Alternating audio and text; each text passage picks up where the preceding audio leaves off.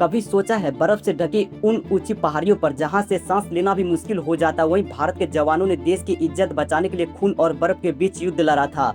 यह कहानी एक युद्ध की नहीं बल्कि साहब बलिदान और तिरंगे की जीत की कहानी है। साल 1999 भारत और पाकिस्तान के बीच माहौल पहले से तनावपूर्ण था और इसी बीच कारगिल के दुष्कर्म चोटियों पर एक ऐसी घुसपैठी हुई जिससे पूरे देश को हिला दिया। शुरुआत में यह सामान्य सी सैन्य हलचल लगी, लेकिन जल्द ही पता चला कि यह बड़ी और सुनियोजित साजिश थी। कारगिल इलाका रणनीतिक रूप से बेहद महत्वपूर्ण है क्योंकि यह लेह श्रीनगर हाईवे के करीब था। अगर दुश्मन इन ऊंचाइयों पर कब्जा बनाए रखता तो भारत की सप्लाई लाइन और सैन्य स्थिति दोनों पर गंभीर असर पड़ सकता था। इसी वजह से यह सिर्फ एक सीमा विवाद नहीं बल्कि राष्ट्रीय सुरक्षा का सवाल बन गया। 3 मई 1999 के आसपास स्थानीय चरवाहों और भारतीय गश्ती दलों की मदद से घुसपैठ की जानकारी सामने आई। जैसे जैसे भारतीय सेना ने इलाके की जांच की, यह साफ होने लगा कि ऊंची चोटियों पर दुश्मन की मजबूत सैन्य शक्ति है। यह वही पल था जब कारगिल की कहानी ने युद्ध का रूप लेना शुरू किया।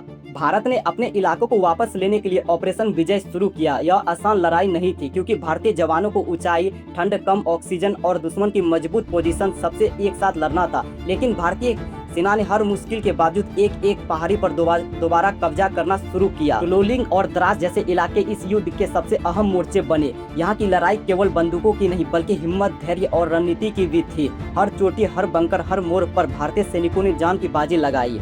और फिर आया वह नाम जो कारगिल युद्ध की पहचान बन गया, टाइगर हिल। यह चोटी इतनी ऊंची और खतरनाक थी कि वहां तक पहुंचना अपने आप में एक युद्ध था, लेकिन भारतीय सेना ने इसे भी फतेह कर लिया और यहीं से जीत की दिशा और स्पष्ट हो गई।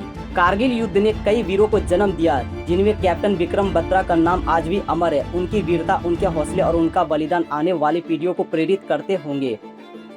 यह युद्ध हमें दिखाता है कि असली जीत हथियारों से नहीं, इरादों से मिलती है। इस युद्ध में भारतीय वायुसेना ने भी महत्वपूर्ण भूमिका निभाई। ऊंचे पहाड़ी इलाकों में दुश्मन के ठिकानों पर दबाव बनाने के लिए ऑपरेशन सफेद सागर चलाया गया।